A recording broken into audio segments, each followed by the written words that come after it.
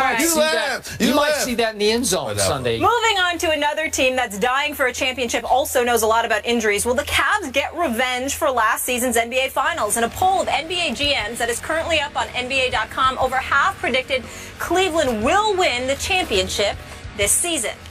The next closest were the Spurs at 25%, and the defending champion Warriors took 17.9% of the vote. Stephen A., do you agree that the Cavs will win the NBA title over all those West teams? I reserve the right to revisit this topic as the season progresses, of course.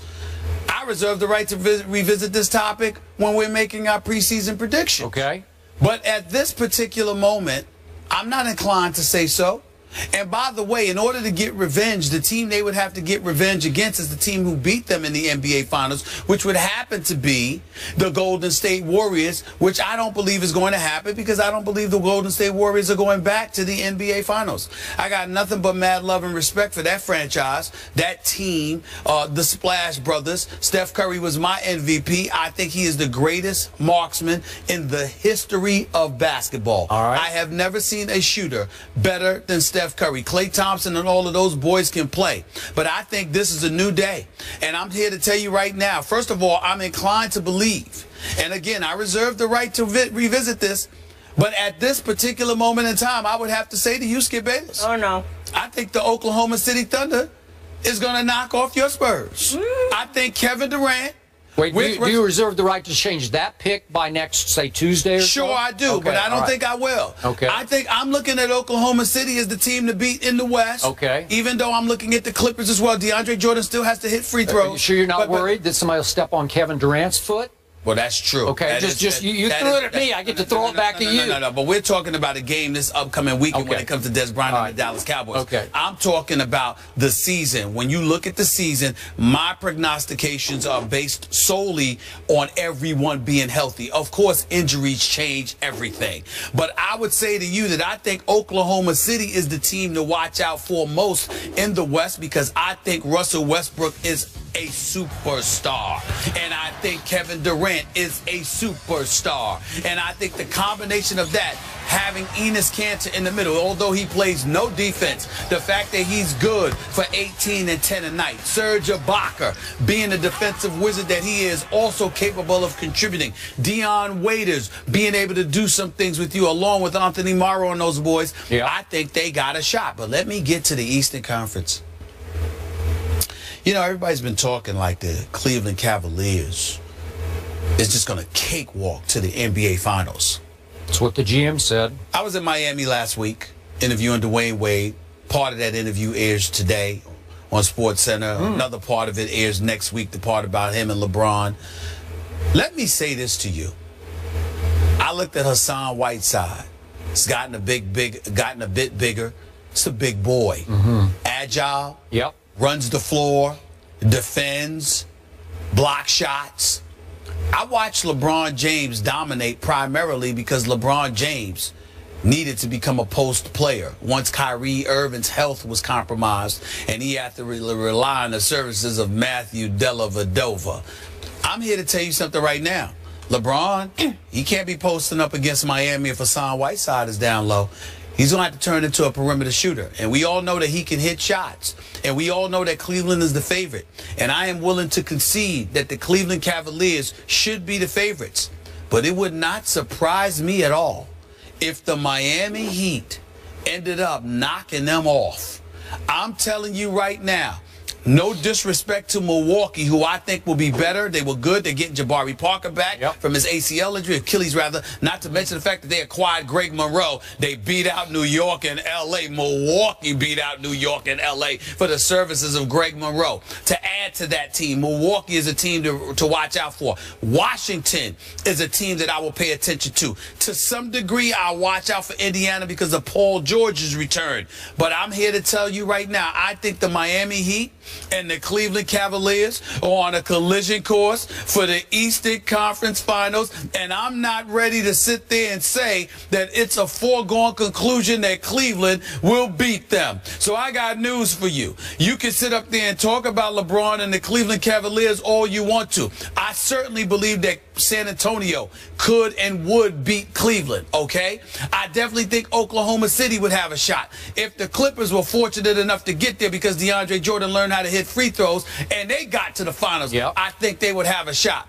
But long before any of that, I would caution everybody to pump the brakes on assuming that it is destiny for the Cleveland Cavaliers to get back to the NBA Finals, because I think Pat Riley and the Miami Heat are going to have something to say about that come postseason time.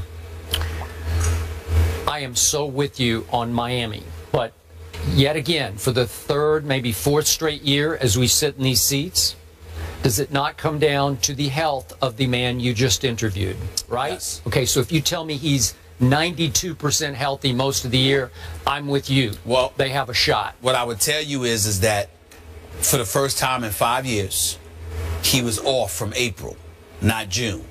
Those additional 2 months, that's a very big deal. I'm with you. I would also tell you and prioritize the fact that playing a full season is not the priority. If Dwayne Wade plays 50 to 60 games, Pat Riley and the Miami Heat are perfectly fine for that as long as he is ready to go this postseason. Okay. So when you combine that with Bosh returning healthy, Hassan Whiteside, Luol Deng, love him, Goran Dragic. Yep. Whoa. Agreed. I'm just saying. Agreed. I'm a wall on that also.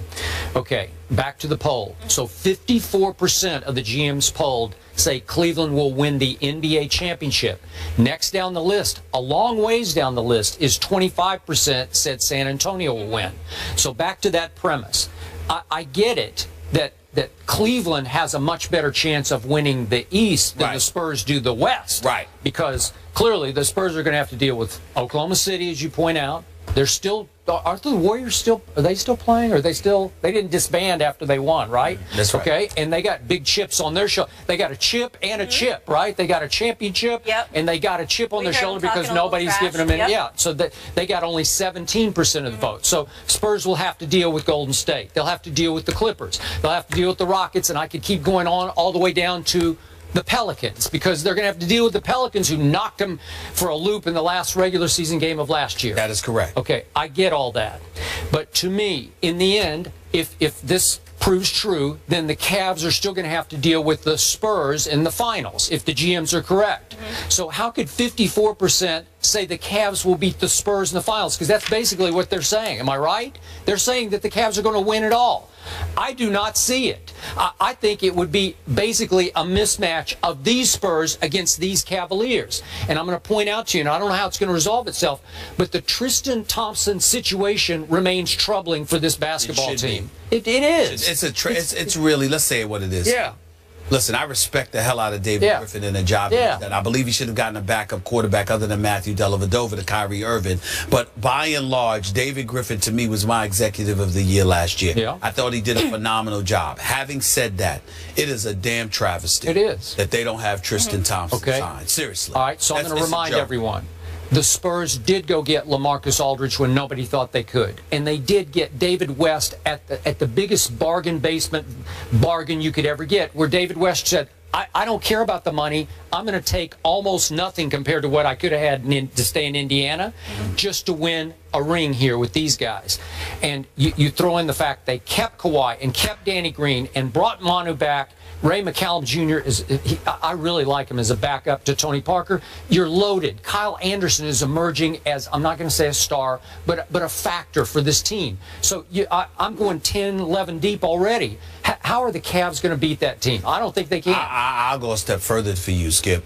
I think the Spurs' challenge is all and entirely in the West. It does not matter who comes out of the East. I don't believe they're beating the Spurs. All right, I'm with you. So we agree. If the Spurs get to the finals, right, they win. The poll is completely upside down. Now, back to your premise that the Thunder, at this moment, you think, could oust the Spurs. Yes.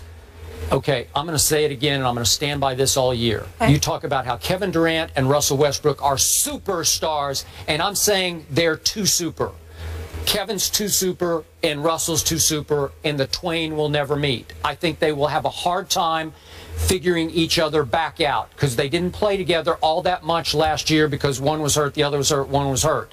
I think that will constantly be a clash for them that they won't be able to resolve into the playoffs. These two together will never win a championship. I'm going to stand by that. I refuse to believe that. I think that Kevin Durant is too elite of a player and Russell Westbrook is too elite of a player and a competitor.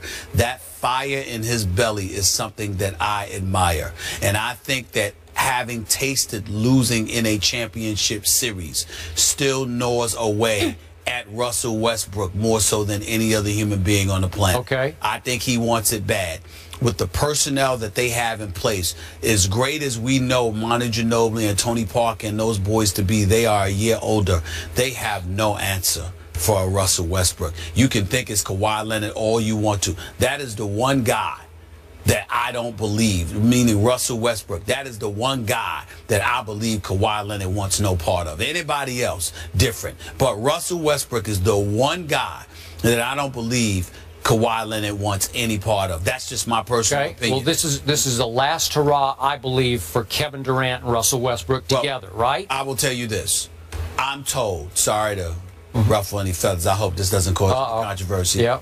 I am told that if not Russell Westbrook, I am told that if Kevin Durant doesn't win the title this year in Oklahoma City, he's probably out. Okay, I got That's what I'm told. That's what I'm told. I would assume that's what I'm told. He wants the title bad. If he doesn't win the title in Oklahoma City, then it doesn't look good for them. I don't rule out anything with Sam Presti. Remember, OKC has more money to offer him than anybody else could. So, I mean, if he wants the money, that's the place to be. That's the place to stay.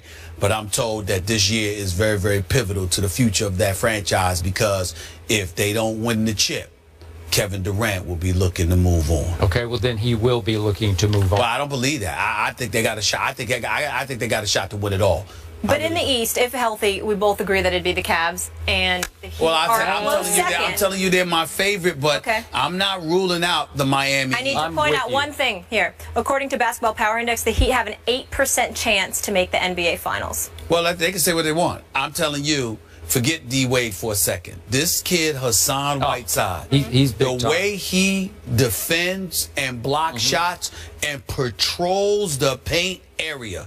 When you have something like that, forget the 82 regular season games. Come postseason time, when you have an individual that can patrol the inside like that, that is a very, very big deal. The Jason Kidd, who I think has proven himself to be a brilliant young coach, he didn't go and get Greg Monroe for nothing. And Greg Monroe has to improve defensively, don't get me wrong. But there's a reason he went and got that matchup to watch. He's getting a little more interesting. All right, up next we move to college hoops. It's the scandal that is rocking the University of Louisville. More on the latest when we return. And on this Back to the Future Day, we're pushing forward. Lots of good topics to be tackled by Stephen A. and Skip. Don't miss a beat by checking out our complete rundown, which of course you can find on IG. Back in a few.